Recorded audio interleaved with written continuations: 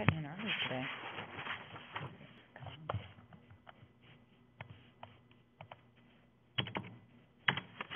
Oh, I go back. He doesn't get a 687.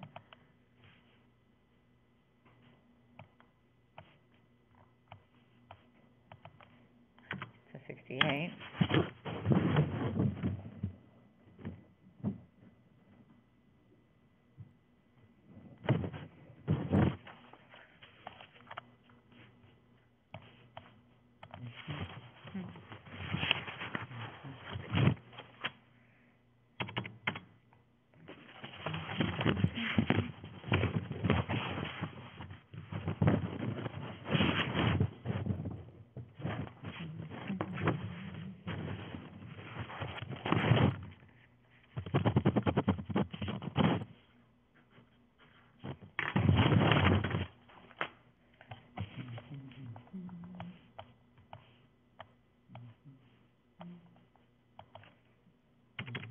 How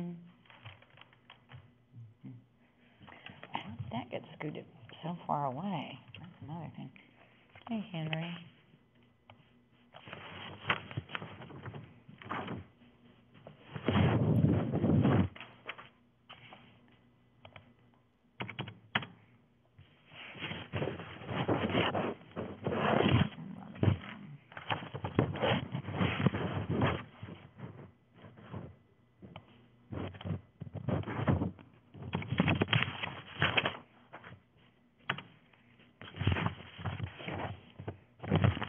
Uh-oh.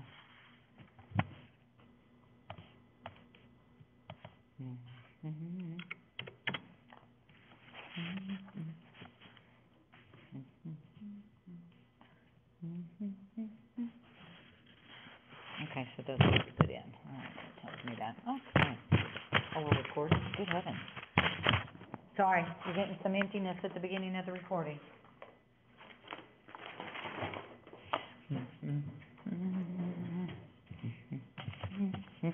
Let me see here. Let's go look at Swan and Shadow.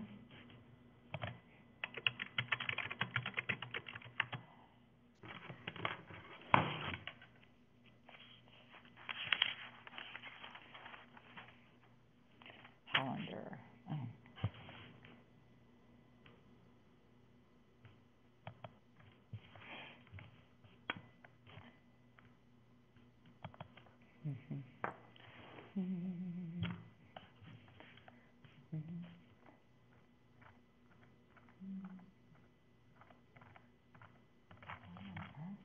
What's going on here?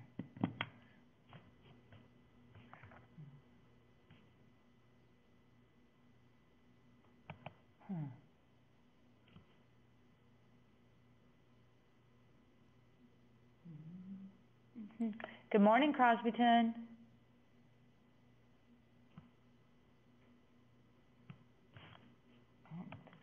We'll see what this is.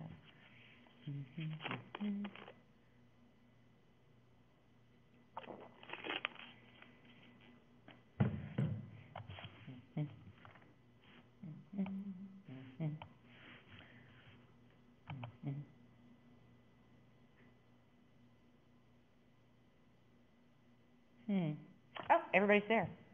We're just missing Lorenzo. That's who's not there yet. Y'all ready? Spring break's almost here, isn't it? We've got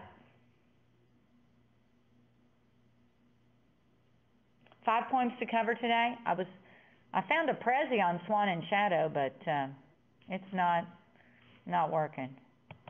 That's the issue with Prezi sometimes. Let's see if this is a good copy of it here.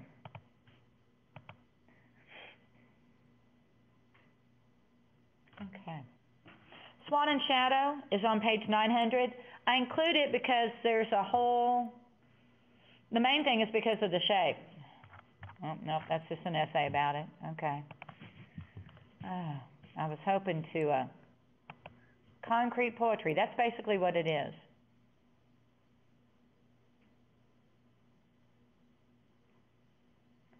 It actually comes up in the, it says here it's concrete poetry, and it originates in Europe in the 1950s.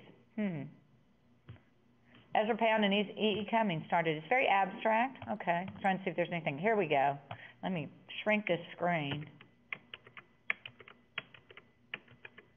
Okay, so here is a copy of what it looks like on your page. All right.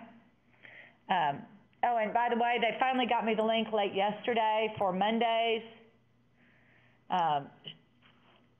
class, so I'll put that up.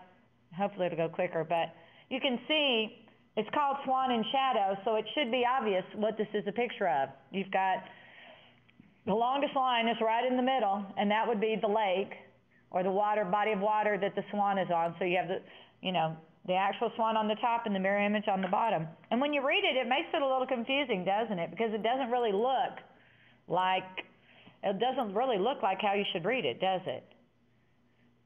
So you have to jump from when the neck of the swan gets over to the body, you have to jump over there. And so it says, dusk above the water hang the loud flies.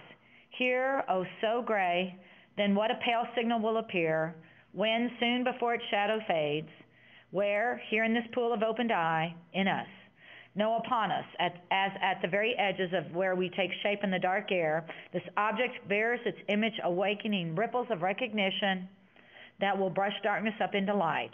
Even after this bird, this hour, both drip by atop the perfect sad instant now, already passing out of sight, toward yet untroubled reflection, this image bears its object darkening into memorial shades, scattered bits of light, no, of water or something across water, breaking up, no being regathered soon, yet by then a swan will have gone, yes, out of mind into what vast, pale hush of a place, past sudden dark, as if a swan sang.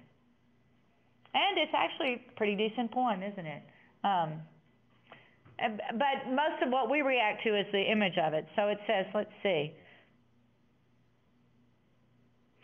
One of the other interesting things about this is the use of capitalization and no periods. So it makes it kind of interesting trying to read it, and that which reflects a little bit of Emily Dickinson when you're talking about her work.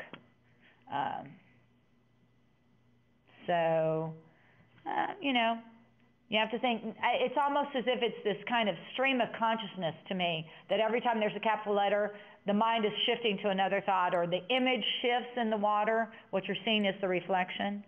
So there's some cool things going on in it. If you want, y'all turn the page and just flip the page over to page 902. I'm pretty sure nobody's going to want to use this poem on their presentation, the one called War Symphony.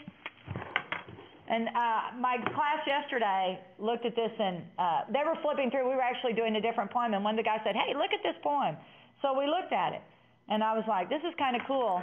And you can go in and on the previous page, it tells you what each of the symbols stands for. But it does look like armies going into battle. And this one stands for soldier. The one in the middle book stands for, and that's the word being, and that's how you pronounce it, and it means shoulder. The next two are ping and pong, these, and then the final symbol is hill, which is chew. And I just thought, to me, it almost looks like a video game. How, one of those first ones where you would shoot the invaders or something like that. But so there's interesting things going on. But repeating the word soldier 150 times may not be the best way to get your message across. Let's flip on and look at probably one of my favorite poems. It's by Langston Hughes. It's Theme for English B, and maybe it has something to do with the title. It's on page 933.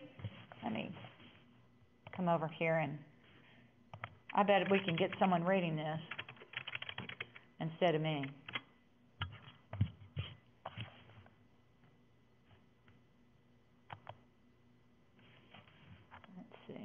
Oh, no. Dadgummit. There isn't one.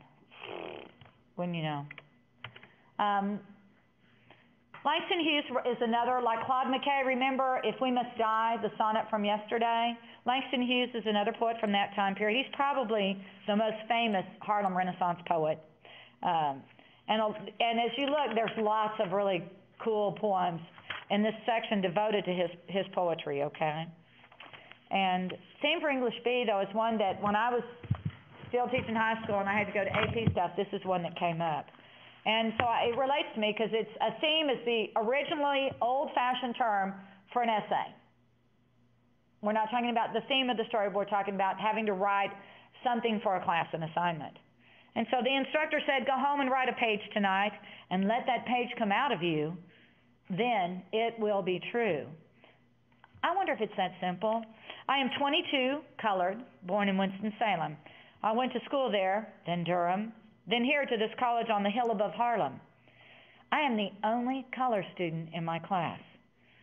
The steps from the hill lead down into Harlem, through a park, and then I cross St. Nicholas, 8th Avenue, 7th, and I come to the Y, the Harlem Branch Y, where I take the elevator up to my room, sit down, and write this page. It's not easy to know what is true for you and me, at 22, my age, but I guess I'm what I feel and see and hear. Harlem, I hear you. Hear you, hear me, we too, you, me, talk on this page. I hear New York too. Me, who? Well, I like to eat, sleep, drink, and be in love. I like to work, read, learn, and understand life. I like a pipe for a Christmas present, or records, Bessie, Bop, or Bach. I guess being colored doesn't make me not like the same thing other folks like who are other races. So will my page be colored that I write? Being me, it will not be white. But it will be a part of you, instructor. You are white, yet a part of me, as I am a part of you. That's American. Sometimes perhaps you don't want to be a part of me, nor do I often want to be a part of you, but we are. That's true. I guess you learn from me, although you're older and white, and somewhat more free. This is my page for English B. Very conversational, isn't it? What make it a poem? Did y'all notice anything as I was reading it? What makes this a poem and not an essay?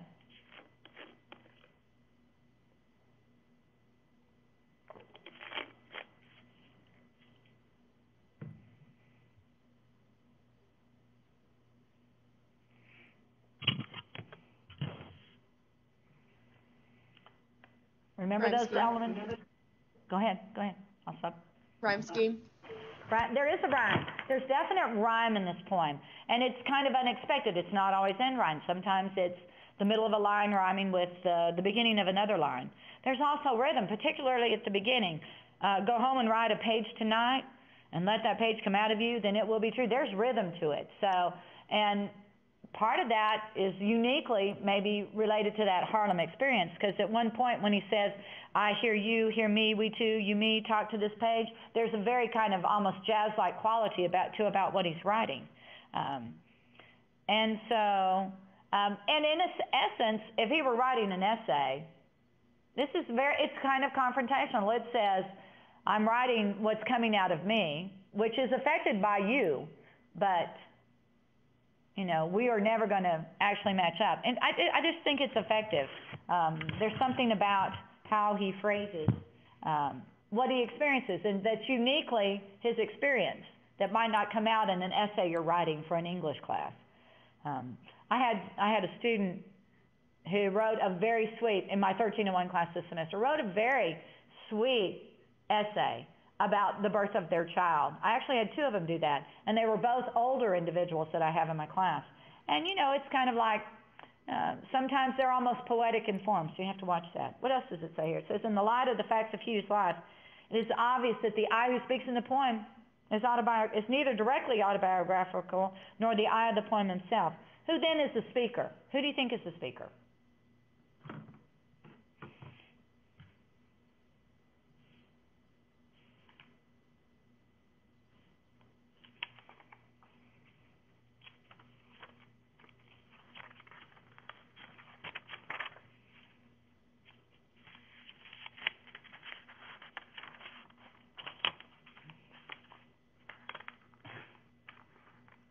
No ideas?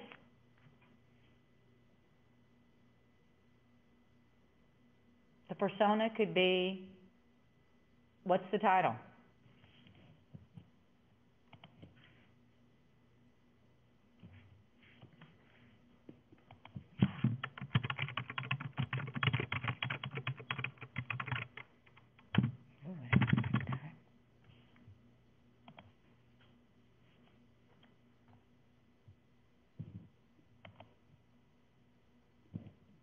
What are you guys right now?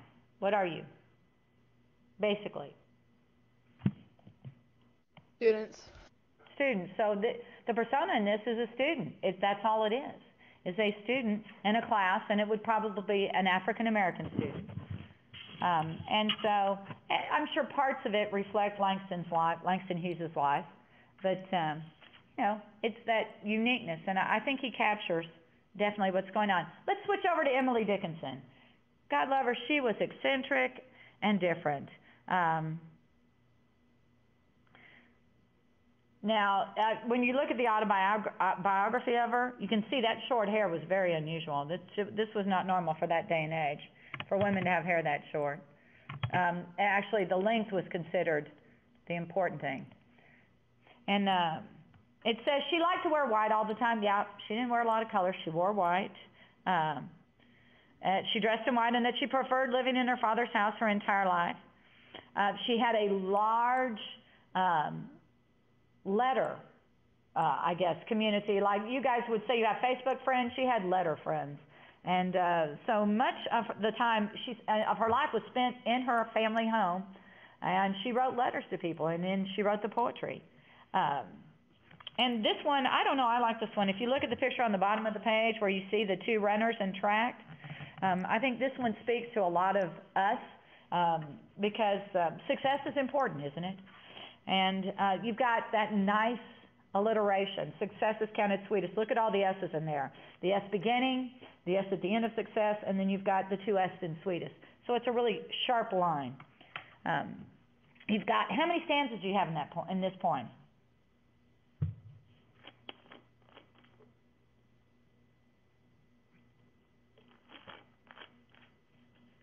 Number of stanzas? Anybody? The equivalent of a paragraph? There we go. Thank you. You've got 3. They're all 4 lines. Is there a rhyme scheme? Sweetest, succeed, nectar, need. So I'm seeing succeed. So you've got A, B, C, B. Host is D, E. Definition is F. Sweetest, succeed. I don't know if I could really say victory. There is that same long E sound, but need and succeed also have that D on the end. So there's kind of this slant rhyme, but I'm going to give it a G. Dying, H, ear, nectar, ear, no. I, triumph is J, H-I-J, and then clear is I. So you rhyme the second and fourth lines of the first and third stanzas. So she's not very regular. One of the things that they have said about her is that a lot of times her poems almost remind you of hymns in church, even though she didn't go to church very much. So let's look at this one. Success is counted sweetest by those who ne'er succeed. To comprehend a nectar requires sorest need. You guys can't, that's not readable, is it? Okay. It's on page 552 again. Not one of all the purple hosts who took the flag today can tell the definition so clear of victory as he defeated, dying, on whose forbidden ear the distant strains of triumph burst agonized and clear. This is something about this poem. And the first stanza, okay, let's just say the first stanza, success is counted sweetest by those who never succeed. So it says success is valued the most by people who are losers. Do y'all get that? If you never win, you can't. If you're always winning, it's hard to value success. If you never win, you see success as something that you put a greater value on. To comprehend a nectar requires source need. You have to that thrill of winning or the appreciation of it comes from when it finally happens when you've never won. And it says, not one of all the purple hosts who took the flag today. Different variety of games, but you could even equate that to medieval armies fighting. You capture the flag. can tell the definition so clear of victory. She goes on with this. As he defeated, dying. So the victors in a battle or a competition cannot define victory nearly as well as the individual who's defeated, who lays dying, and who has been forbidden to ever hear the applause or the cheers given to the victor. Interesting poem. Yeah. It goes, what does the speaker mean? To comprehend a nectar requires... Oh, I've already told you that. If she had ended the poem after the first stanza, the overall meaning of the poem, which, would still come across. What then would be lost by removing the last two stanzas? Why does she give us additional information?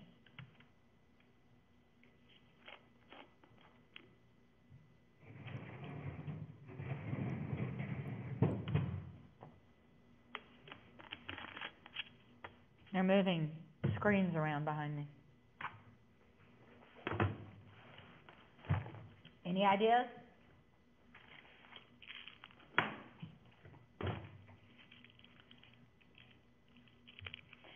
Why have those second and third stanza?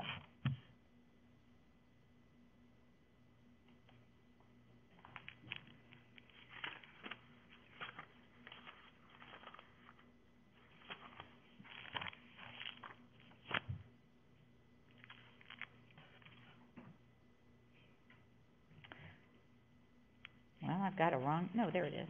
Okay. What I did.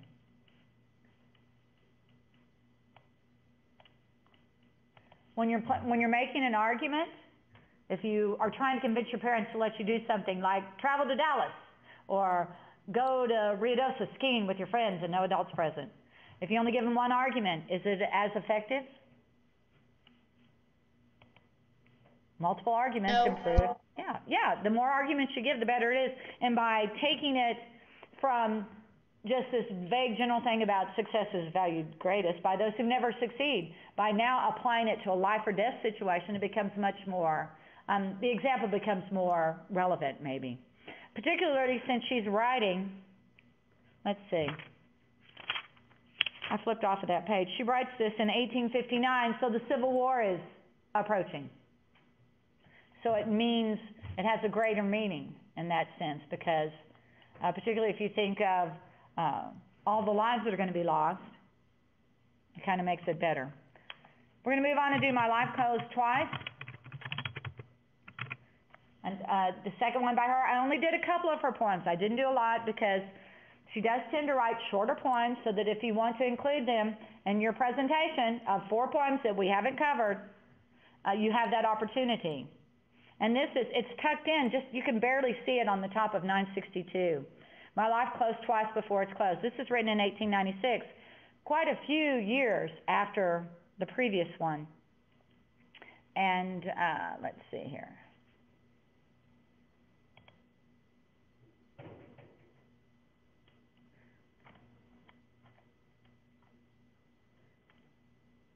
I keep hoping I'll come across one that will have, but for some reason these don't have recordings of somebody saying them. Why aren't there more on the poetry one?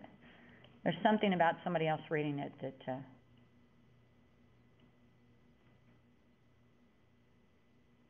All right. We'll go back to this one. This one, at least, I believe, is big enough for y'all to read. It's considered they do number her. She wrote hundreds of poems, so a lot of hers sometimes will be referred to by number. Okay? So it says, My life closed twice before it's closed. It yet remains to see if immortality unveil a third event to me. So huge, so hopeless to conceive as these that twice befell. Parting is all we know of heaven and all we need of hell.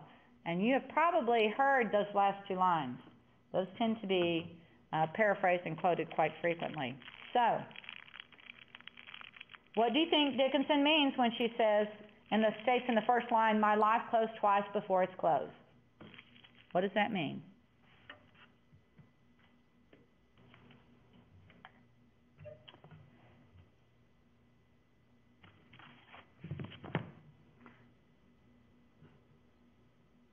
My life closed twice before it's closed.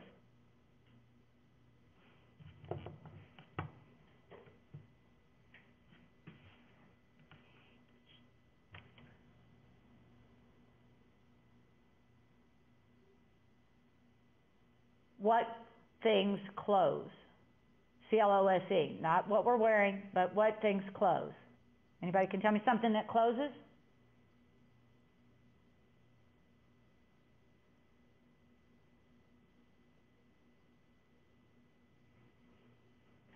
Okay, do you mean like anything? Anything that closes. Tell me something that closes. Like a door? Yes, ma'am. That's exactly what I'm talking about. So, what can the closing of a door symbolize? Opportunity. Positively or negatively?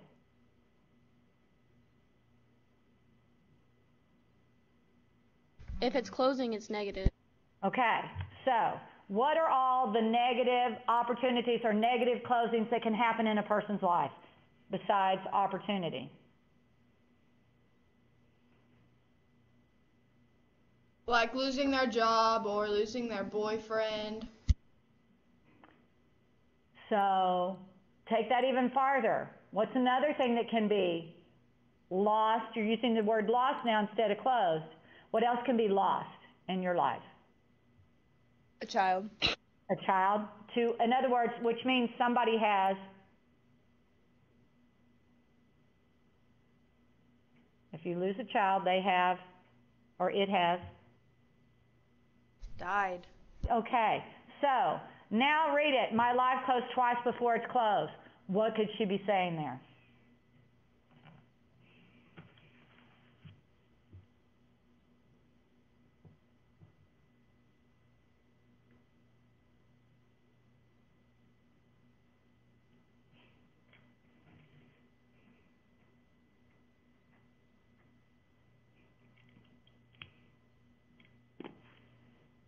What has happened twice before in the persona's life? Somebody's died. Possibly. A couple of deaths, lost opportunities, lost lover. Two things have basically ended a portion of her life. Would you agree that when somebody dies, when you lose a job, when you lose a boyfriend, when you lose something like that, that's an ending, isn't it? So my life closed twice before it's closed. It yet remains to see if immortality unveil a third event to me. Is there going to be another loss of some kind? Isn't this an interesting way to talk about it? And look at this nice alliteration in the second stanza. So huge, so hopeless to conceive these losses. And that what kind of pushes me into thinking she's talking about death. Or the loss of someone that you love could also, be very emotional. It could be like a death, as these that twice befell, but it's going back to that, those losses, those endings, those closings. But she says, parting is all we know of heaven and all we need of hell. Does it begin to flow? Do you see how it's coming together? That parting is all we know of heaven, because that is certainly, we know when someone dies, if you're a Christian, that the hope is that they've gone to heaven. But for them, that's the good part. But for you, it's the hell of having to live with the loss of that individual. Pretty strong little poem, isn't it? Okay, we've got one last one to do. It's on page 974. It's by W.H. Auden, I believe. Oh, yeah, good. The Unknown Citizen. And this is a quirky, intriguing little poem. And look at that title, The Unknown Citizen.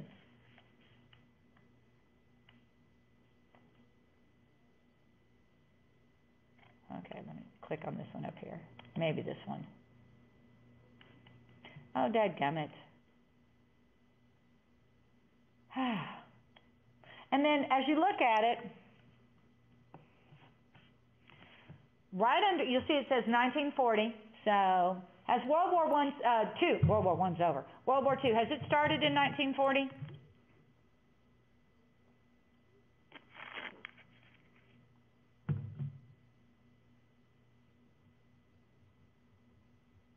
When does World War II start for the U.S.?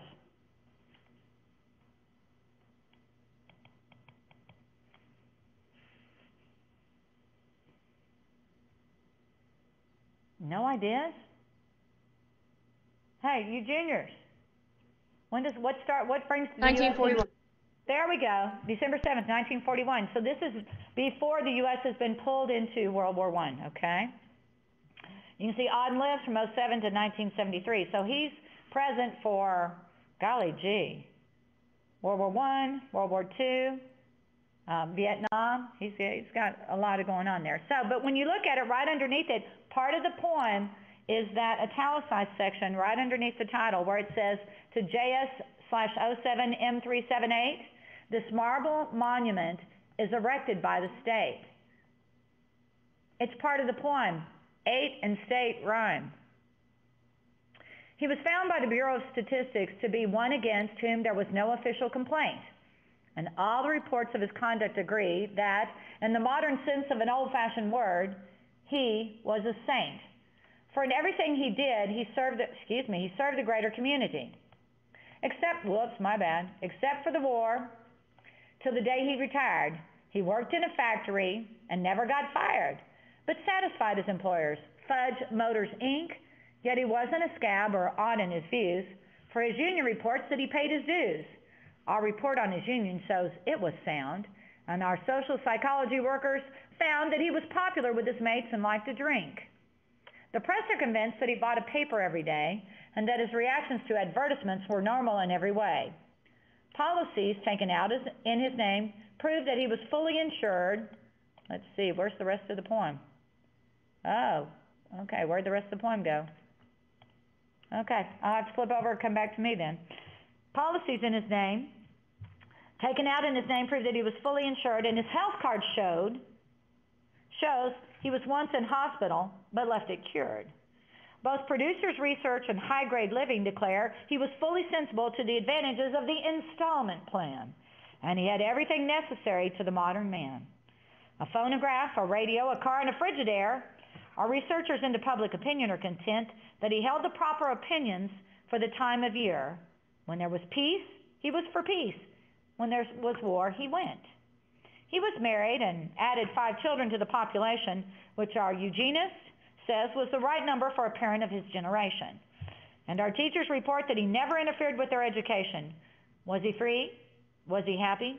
The question is absurd. Had anything been wrong, we should certainly have heard. All right.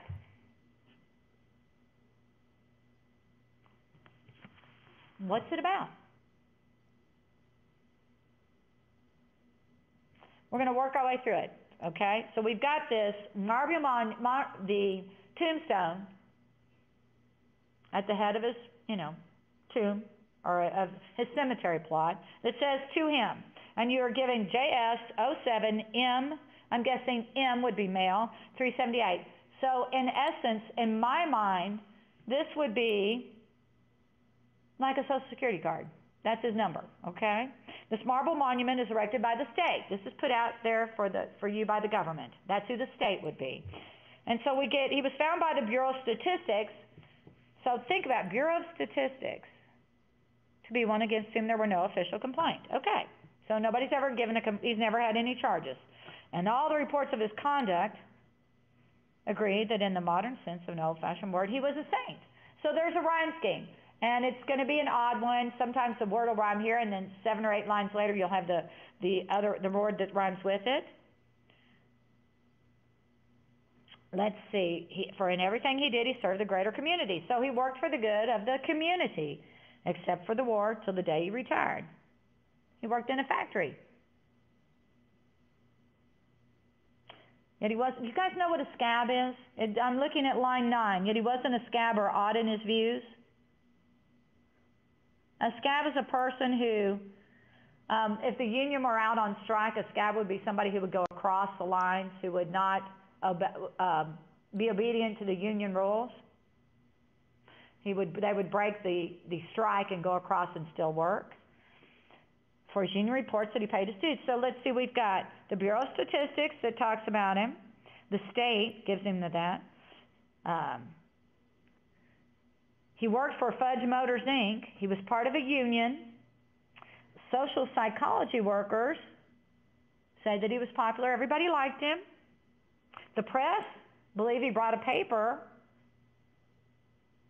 Policies, he proved he had insurance, and he has a health card, okay? Producers Research and High Grade Living say that he bought stuff on the installment plan. Look at that list. It's going to be in lines 21. Everything modern man needed. A phonograph, record player, basically. A radio, a car, and a Frigidaire. A Frigidaire, do y'all know what a Frigidaire is? Any ideas? Frigid air.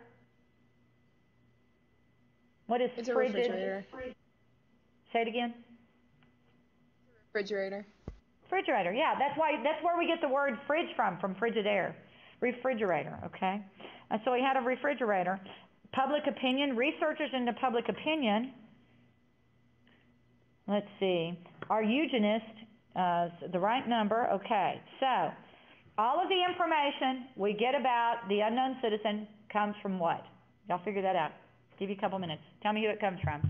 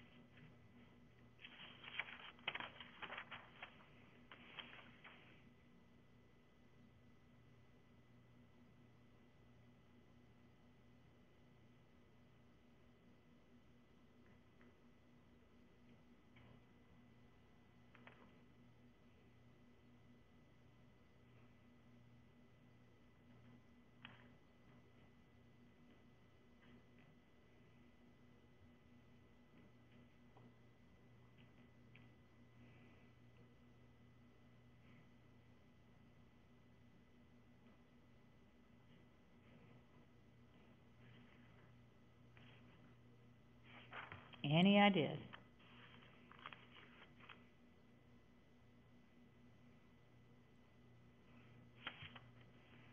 I'm just looking through the sections while y'all come up with an idea, okay?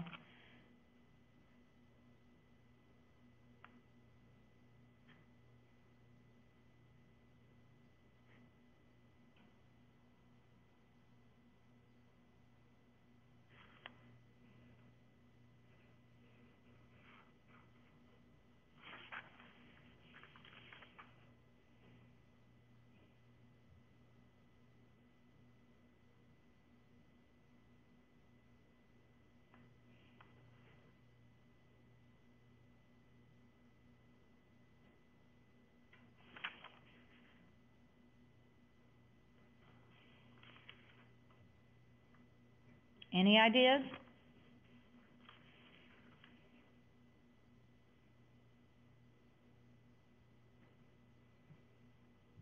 I'm just looking at how many sonnets are in this section where the unknown citizen is at.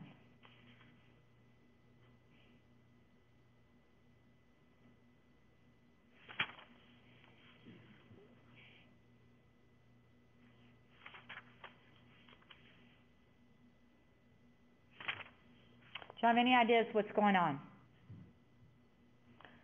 What are all those groups kind of implying about the unknown citizen?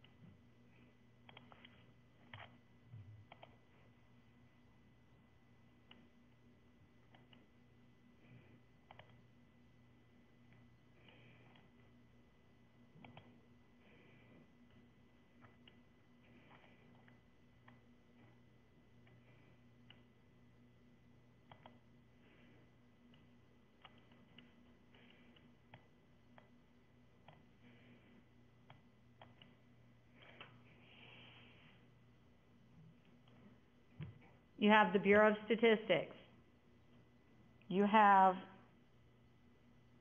his employer, you have his union, you have a social psychologist, you have the press, you have the health card or the health company, you have a research group, you have public opinion, you have the eugenist. Is any of the information from the citizen, is it in his own words? No, ma'am. No, so everything you're getting is from, it's as if somebody just compiled up all this information and stuck it in a poem. So what do we really know about the unknown citizen?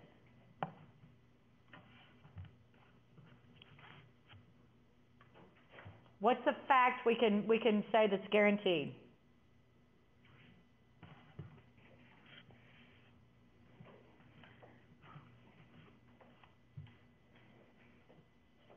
How many kids did he have? 5. 5 kids. We can assume maybe he was happy with them. But in essence, everything that we know about this citizen is from somebody looking at him. Do we know how he really thought? The last 2 lines, was he free? Was he happy? The questions are absurd. If anything was wrong, wouldn't we have heard?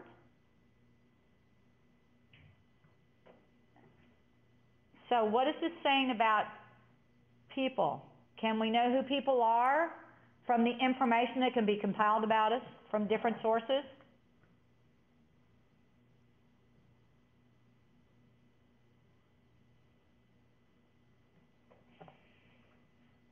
I would say yes. We know some basic facts, but do we know how he really felt about his life? No. No. Is this like another poem we read in any way, shape, or form about not knowing how somebody really feels? Yes. Which poem?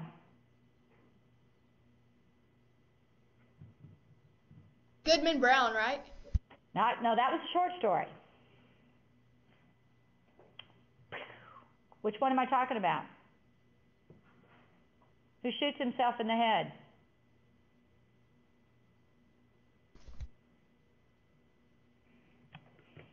Richard Cory? Richard Cory. All we know about Richard Cory is what other people tell us, what the townspeople have seen when he goes by. Isn't there a similarity? All we really know about the unknown citizen is what is reported by these government entities. So to me, the poems are saying the same thing. You really don't know what another person's going through, okay? So just to give, this is a taste. There's tons of poetry in here. You have lots to choose from. I promise you, there is an 8-line poem, if you can find it, that has maybe 18 words in it, if you can find it, okay? I came across it the other day. What I was going to do now is, I'm going to show you some slam poetry. I actually have the links in the class, down in the unit, and I wanted to start with Big Papa E, and Pluto is not a planet anymore. So up front, I'm hoping that there is no bad language. Sometimes with Big Papa E, you have to be careful. So if there are words that offend you, I apologize. But slam poetry sometimes has that. But I want to share a few with you. And you're not responsible for these for anyway, okay?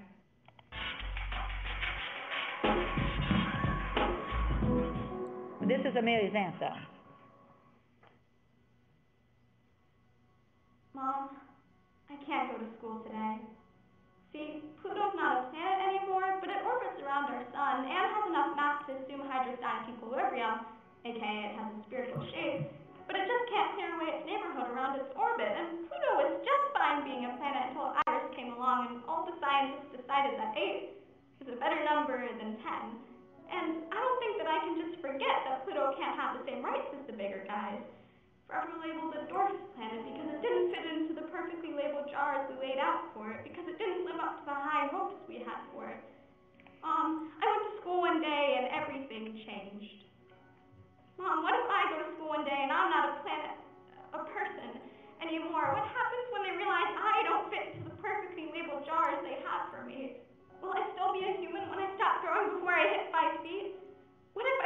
day and they find out one thing is wrong with me, that I'm just almost deserving of being a human, but not quite there yet.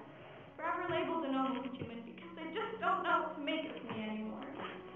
Mom, what if someone just like me comes along and makes everyone realize that I'm not good enough? And I never will be, because this person can achieve a better me without even trying. And my work will never be good enough, and my thoughts will never be bright enough, and my voice will never be loud enough.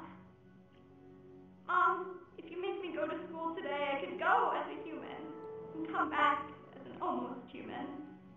What if when I get out of bed today, all the scientists vote and decide that 4'11", 17-year-old white girls with dark brown hair and hazel eyes named Amelia can't be a human anymore?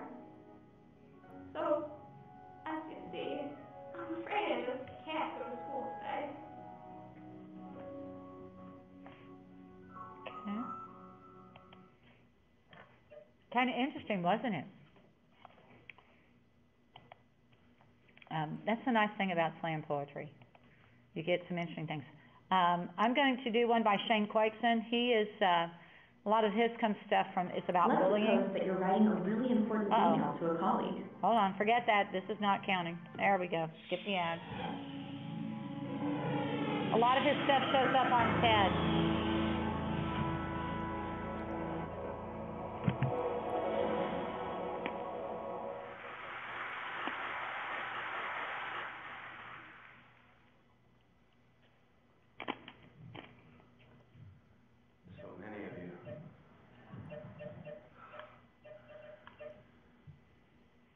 When I was a kid, I hid my heart under the bed because my mother said, if you're not careful, someday someone's going to break it. Taking it from me, under the bed is not a good hiding spot. I know because I've been shot down so many times, I get altitude sickness just from standing up for myself. But that's what we were told. Stand up for yourself. And that's hard to do if you don't know who you are. We were expected to define ourselves at such an early age. And if we didn't do it, others did it for us. Geek, fatty, slut, bag. And at the same time we were being told what we were being asked, what do you want to be when you grow up? I always thought that was an unfair question. It presupposes that we can't be what we already are. We were kids. When I was a kid, I wanted to be a man. I wanted a registered retirement savings plan that would keep me in candy long enough to make old age sweet. When I was a kid, I wanted to shave. Now, not so much. When I was 8, I wanted to be a marine biologist. When I was 9, I saw the movie Jaws and thought to myself, no thank you. When I was 10, I was told that my parents left because they didn't want me.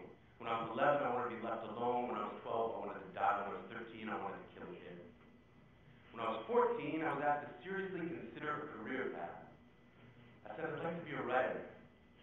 And they said, choose something realistic. So I said, professional wrestler. And they said, don't be stupid.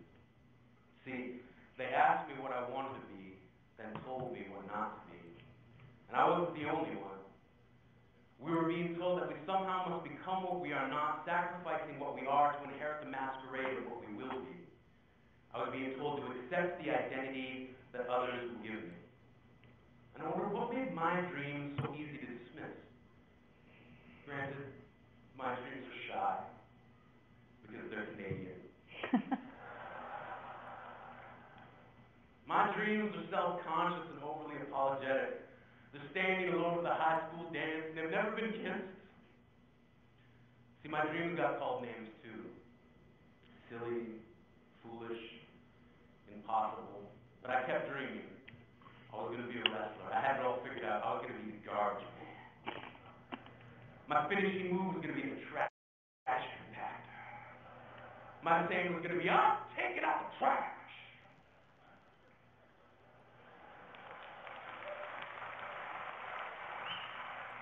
And then this guy, Duke the Dumpster Drosy, stole my entire shtick. I was crushed, as if by a trash compactor. I thought to myself, what now? Where do I turn? Poetry. Like a boomerang, the thing I loved came back to me. One of the first lines of poetry I can remember writing was in response to a world that demanded I hate myself. From age 15 to 18, I hated myself for becoming the thing that I loathed, a bully. When I was 19, I wrote, I will love myself despite the ease with which I lean toward the opposite. Standing up for yourself doesn't have to mean embracing violence. When I was a kid, I traded in homework assignments for friendship. Then gave each friend a late slip for never showing up on time, and in most cases, not at all. I gave myself a hall pass to get through each broken promise. And I remember this plan born out of frustration from a kid who kept calling me Yogi, then pointed to my tummy and said, too many picnic baskets.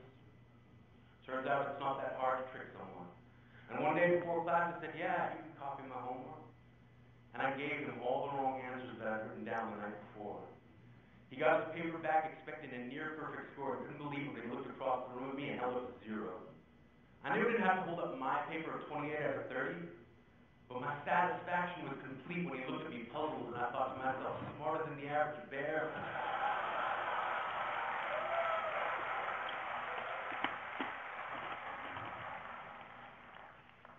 This is who I am. This is how I stand up for myself.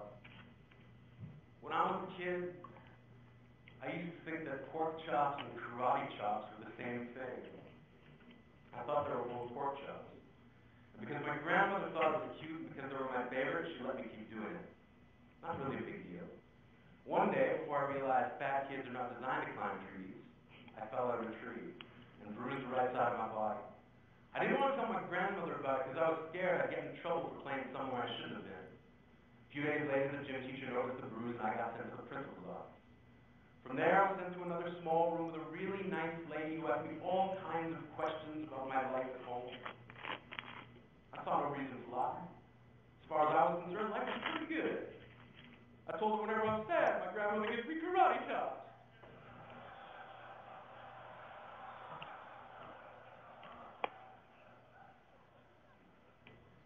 This led to a full-scale investigation, and I was removed from the house for 3 days. So they finally decided to ask how I got the bruises. News of this silly little story quickly spread through the school, and I earned my first nickname, Pork Chop. To this day, I hate pork chops. I'm not the only kid who grew up this way, surrounded by people who used to say that rhyme about sticks and stones. As if broken bones hurt more than the names we got called them all. So we grew up believing no one would ever fall in love with us, that we'd be lonely forever, that we'd never meet someone to make us feel like the sun was something they built for us in their tool shed. So broken heartstrings bled the blues, we tried to empty ourselves so we feel nothing. Don't tell me that hurts less than a broken bone. That an ingrown life is something surgeons can cut away, but there's no way for it to metastasize. It does. She was 8 years old, our first day of grade 3 when she got called ugly. We both got moved to the back of class so we would stop getting bombarded by spitballs. But the school halls were a battleground. We found ourselves outnumbered day after wretched day. We used to stay inside for recess because outside was worse. Outside we'd have to rehearse running away or learn to stay still like statues, giving no clues that we were there in grade 5. They taped a sign to the front of her desk that read, "Beware of dogs."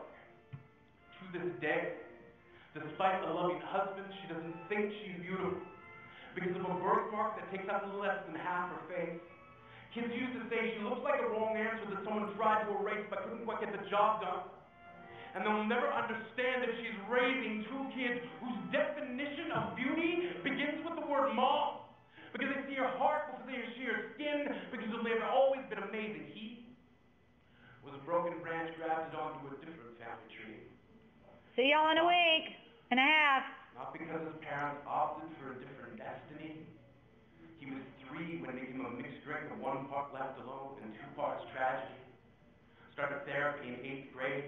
Had a personality made up of tests and pills. Lived like the uphills were mountains and the downhills were cliffs.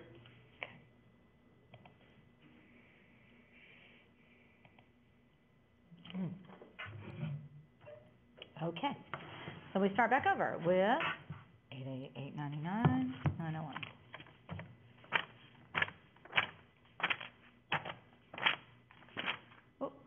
still videoing. So we're done. If you want to watch any of go in and look at all that slam poetry. A lot of those were suggested by students from last semester. They really enjoyed it.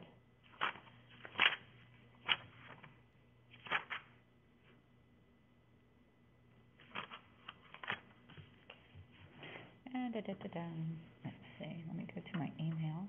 There we go. There it is, hold on. Tryouts.